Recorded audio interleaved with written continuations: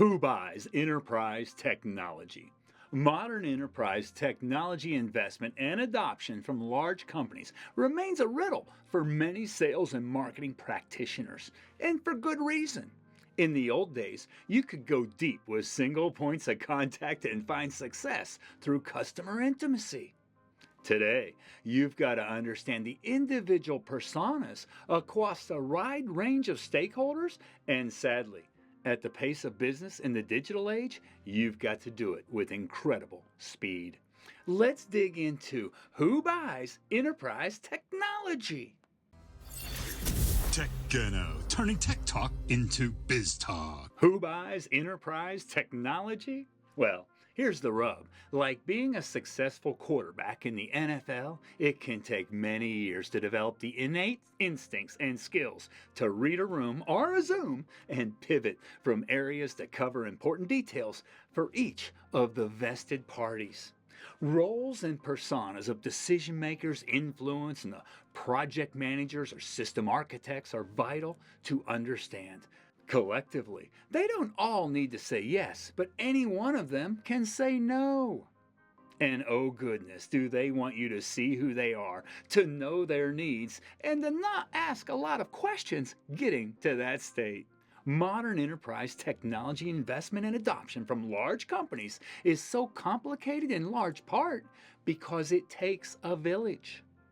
This video highlights what is important to the stakeholders investing in and adopting enterprise technology.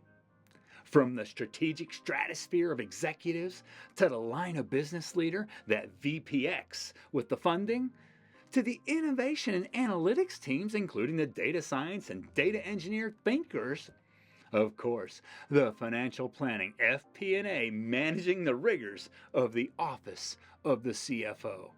And while there are others, the last one we'll address is the broad and often disconnected from each other collection of architects, IT delivery, DevOps, and apps folks. This is The Village, so kindly like and subscribe, and let's keep going as we cover some basics for each.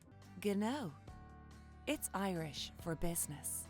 The strategic stratosphere, this is the premium layer, and they're not interested in your product or service. They care about strategy, vision, and whatever the share owners emphasize. They're impossible to get to and worth every penny of effort.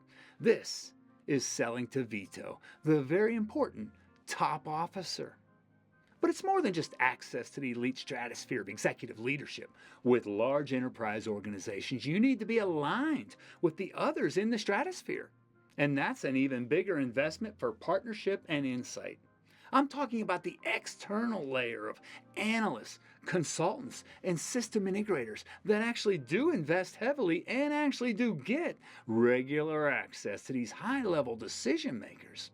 They're focused on longer-term horizons than your immediate fiscal period. They're highly educated, have little patience, but the right and concise message can still break through. Think short and sweet, like Bob, I heard the CEO on the earnings call talk about the need for ABC. This is a link to a related success story. Can we schedule a call? Next up, the line of business leader, or VPX. These folks aren't less busy, just stretched to handle the future horizon, but mostly focused on immediate goals and fiscal deadlines or seasonal programs. Enterprise organizations have annual cycles, and it helps to be well informed and to time your priorities and your conversations, such as leading with budgeting help in September and October. And don't be like every other vendor and disappear from January to March as large technology vendors turn the ship toward new fiscal programs and take seemingly forever to get there.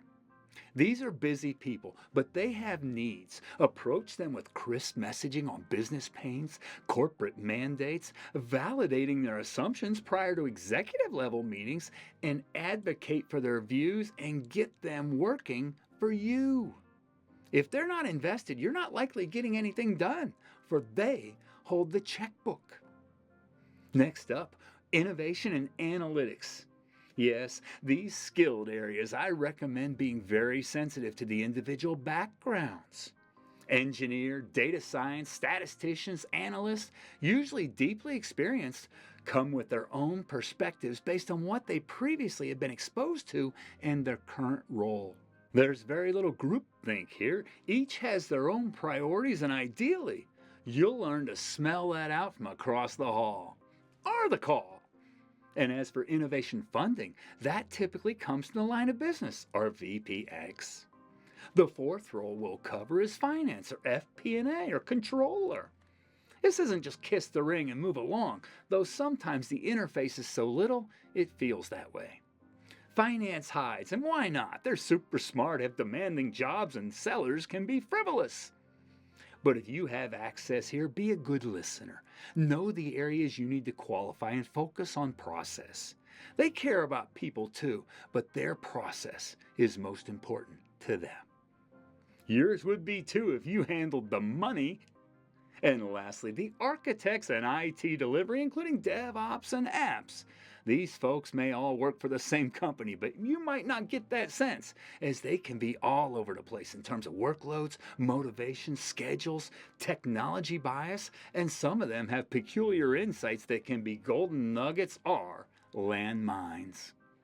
I don't mean to speak ill of these broad set of talent, as this is where success lies. Understanding the specific scope of each person's role allows you to limit your focus to areas they care about specifically, because they don't have a lot of patience for off-topic discussion. Architects and other experienced professionals can detail the entire journey for you if you communicate effectively and team positively. Delivery services, infrastructure, and ops teams have scheduling and other needs that should be proactively qualified. Each of the roles and personas we've covered are important to your technology sales success. When I work with emerging sellers, I encourage them not to sell, but rather to be curious, deeply curious. Start with as-is questions that expose pain and drive your sales process.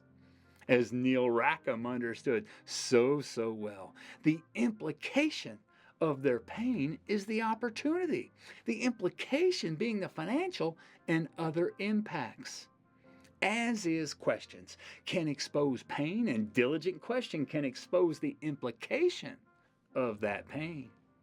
That's who buys enterprise technology. Be sure to like and subscribe at TechGeno. We turn tech talk into biz talk, and we are not without experience. And hey, hope to see you on the other side. Gno. It's Irish for business. TechGeno, turning tech talk into biz talk.